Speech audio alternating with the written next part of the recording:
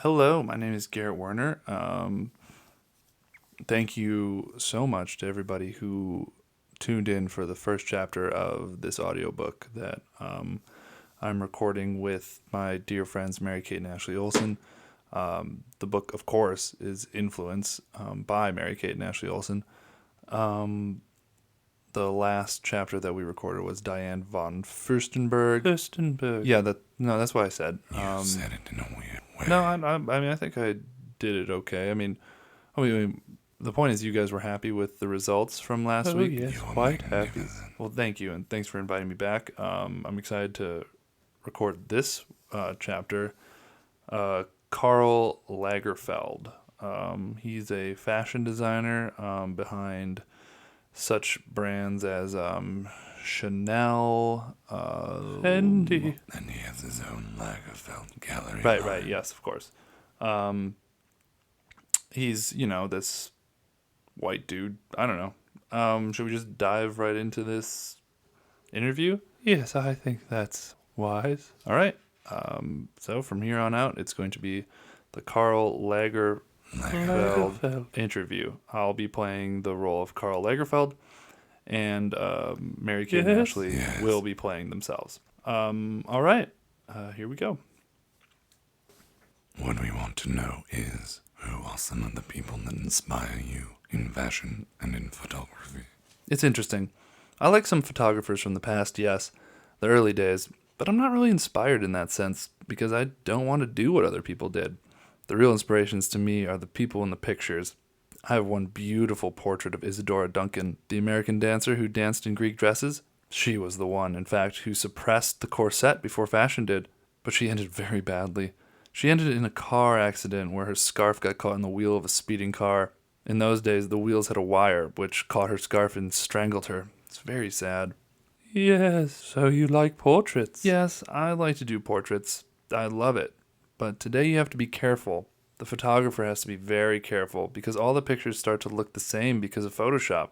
There's this man in New York who works for everybody, and all the pictures he does now look the same. They don't look human anymore. That's okay if you're an older face that is distinct, but the younger people lose all expression. They look the same. And that's what Lauren Hutton was telling us. Now she's an older woman and gets the work that she wants. But she said it was very difficult when she was younger. She had her own look when she was young and had that very distinctive face and gap teeth. It was sometimes hard for her to find work because everyone started to look the same. Perfect teeth, perfect skin. But then you have to face the reality one day.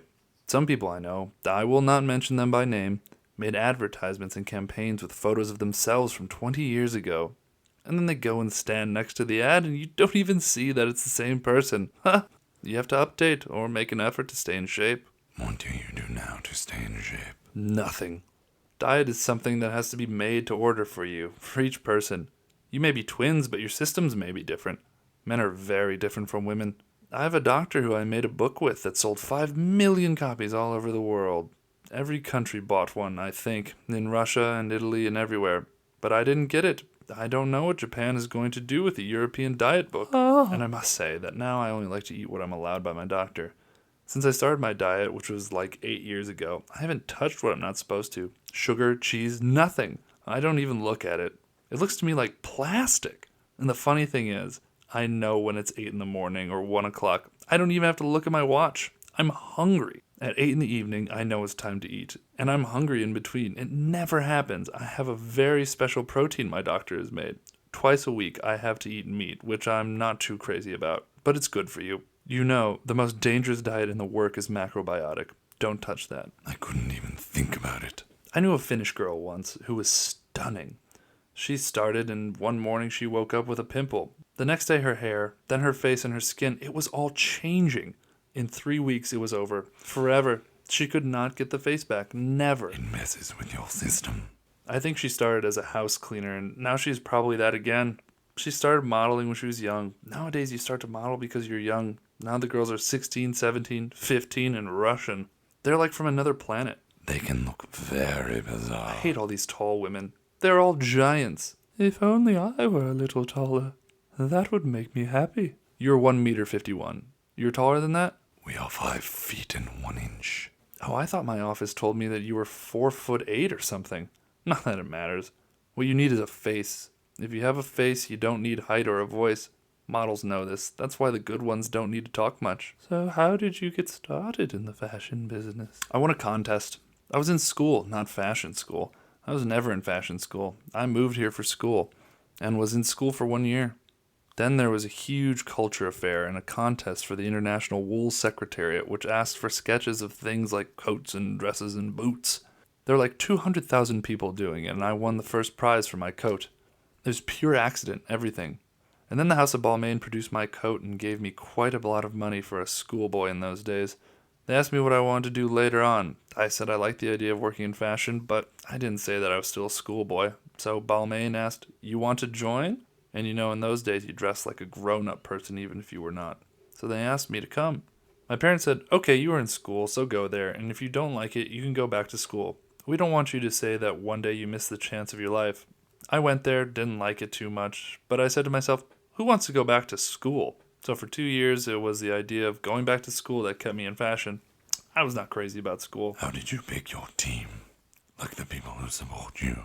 Well, that is very difficult to say. By feeling through people I know, through their recommendations. For every person here, it is different. But some of them I've been with for 20 years. Like there's one who's never worked for anyone except Chanel, and another one I met when I lived in Monaco. I met an English woman who had a neighbor in the countryside who had a daughter who would love to work in fashion. Oh, Pascal over there. His aunt was my assistant for 20 years, and he has never had another job since he was 17 or 18. It's just wonderful. I got her when we found her at a school in Belgium. I found very good people in Belgium. Very gifted. Very funny. But in a good way. I hate normal people. Normal? No. That's very important. And it's great that you're giving other people, younger people, opportunities. I like to work with models for a long time. Sometimes the girls change, but some girls I work with for years and years. With male models it is different. I hate working with male models. Well, boys come and go. And I hate doing castings and things like this. Oh no, you're not right. That's horrible to say to someone. I never do castings. Other people do them, and then I see the results of the casting. It's humiliating for the models. How do you separate your work from your different collections? You design so many collections for Chanel, for Fendi, for yourself, that it must be hard to focus. It's not. It all just comes. It's very strange. This is something I cannot and I do not try to analyze. It honestly doesn't cost me any effort. I don't even think about it. Do you take time off, though? Time off? You've seen the number of collections that I do. How could I? I know. That's why I ask. Don't you ever just want a vacation? But why should I?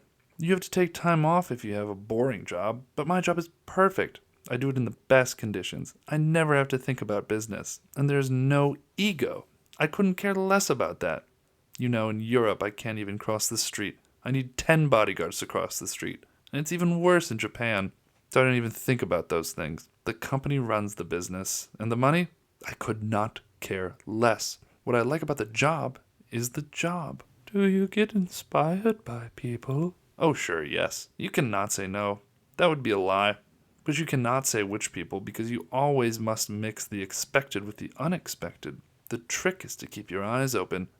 The people around me are only people I like. I don't work with people I don't like. I don't have people I don't like around me ever. You don't have to. Even the assistants and the assistants of the assistants. I've got 25 girls here. I don't work with many men. I don't want to ask the men about the fashion. Their opinions don't interest me. And women are your target audience. They're the ones buying the clothing. And they know their bodies and how a fit can be flattering or not. I like more classic now. Best thing to do for skinny people to wear tight dresses. Although jeans are becoming too tight. Yes, it's becoming a problem. It's the worst. You can kill yourself in these jeans. I'd rather stay inside with my friends than limp out in tight trousers. Maybe you'll stay inside with a baby. Do you want to get married? Children? 2 perfect moms, yes? Don't worry, you have time. You're young. Don't you want to get married? I don't feel the need to get married. But Ashley wants children. I'll be a great aunt or godmother. To my child. Are you planning? No, I don't even have a boyfriend. You have to plan that first, right? Figure that out first. If you get a boyfriend, it doesn't mean that. Today you can have a baby first, if you want. I never liked the idea of a family at all. If it's a woman, it's more fun for a woman. Were your parents in the fashion business at all? Are they artists in any way? I can tell you, when I was a beginner, it was really horrible. My parents' generation, they didn't work in fashion. Very unpleasant. When you were little, did you ever sketch? I was born with a pencil in my hand. I always sketched, but I never went to art school. I don't understand how other people cannot sketch, but they can write? For me, sketching and writing is the same thing. It's something I like to do. I love paper. That's why I have paper all over the place. You were afraid she's going to run off with your ring? Ha! But you have a nice one left on this finger. Mary Kate gave me this diamond for my birthday, and then I designed the setting and had it set. Where? In New York. And this pink one? Oh, it's Chanel. I like the mix of fake and real. You know, there's a beautiful place in Paris for rings. You must go there. Do you know the shop Goyard? They make luggage. The next door on the same side, 3 or 4 down, that is my favorite place. Divine. And the woman is nice. This came from there too. It's beautiful. Yes, they're sapphires. I love sapphires. Me too. You know what I like also? Antique cut stones. They don't have the same value, but I love them. I love rose cut. It's my favorite. They're not valued, but at the same time, they're so beautiful. You don't buy the stones to impress other people, though. You buy them to please yourself. Exactly. I love rings. Sometimes with no gloves, I wear even more rings. But I put my rings most of the time here, because when you say hello to someone, it hurts. Sometimes people are rude, and sometimes they really scream. You know the store Scarlett? She had a collection of your original full-finger costume jewelry. I bought everyone in the store. They're unbelievable. They're the best. I love antique jewelry. I love my jewelry. Do you get involved in the jewelry here at Chanel? Yes, but the team works for my idea. But for me, I really like the very old pieces. What era? I like 18th century. I even collect things I cannot wear because the stones are too big. I like stones. You know, if you have a big stone here, people don't even look at your face anymore. I had one giant stone for a party at the Met for the Belle Époque, and everyone just stared at it. But that's not necessarily a bad thing, right? They don't look at your face. They only look here. I should start doing that more often. But the trick with those big stones is to treat it like nothing. I hear you. Look, one of my emeralds already fell out. But that can be redone, no problem. You think the real luxury item is the one you use all the time? Good to know, 'cause I have a Birkin that's beat to shit. Do you collect anything specific? I collect too many things. I collect a lot of things. Coming across things is very exciting, so I keep these things. I have several houses even in Paris. I have my Heartbreaker Hotel, the town next to it for guests, and then I have my studio, which is a huge place, my studio, but it's also a library. A bookshop in the front and behind my private library. Only there are over 100,000 books. You have to see, it's nothing to believe. These are books that I don't sell. What kind of architecture do you like? Do you like modern? No, I like 18th century French and something completely modern like Zaha Hadid and Rem Koolhaas. We did this thing for Chanel that will be a modern art container, which I love. It starts in Hong Kong, then goes to Tokyo, and all the art is put in the container and shipped from one place to the other. It comes to New York for fall. It's great. It's really great. I studied architecture. I love architecture. I will take 10 years to build a house if I want. I just built a modern house in Paris. It's an 8-room apartment with a big balcony.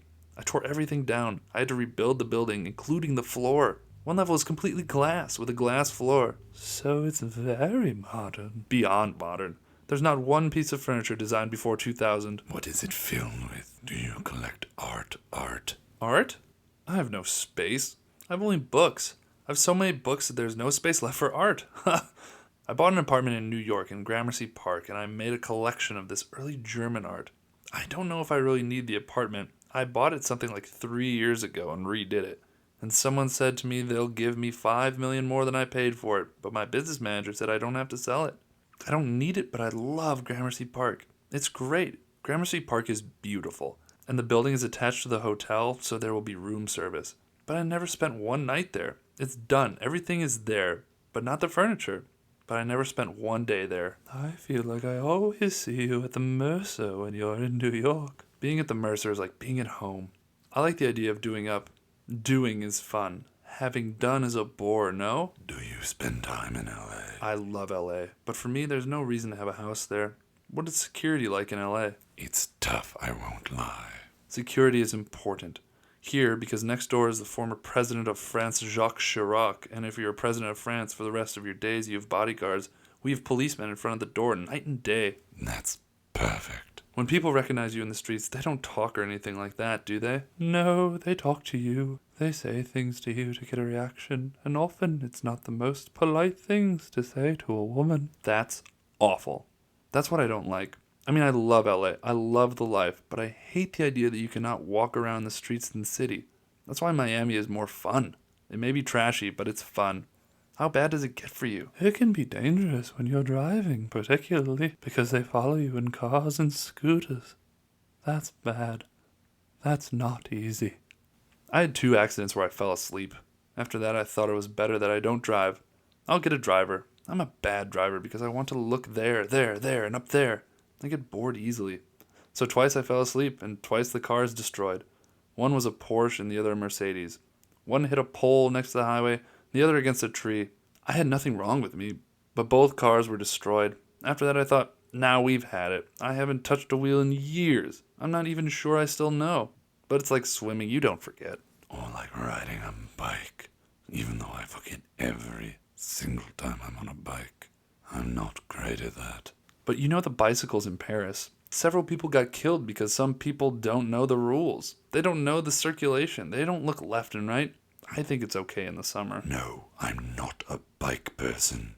You know, I went to school as a boy for how many years? 8 years? 8 years I went to school. 6 miles there, 6 miles back. Very good for the legs. It's true. I've never had a problem after that.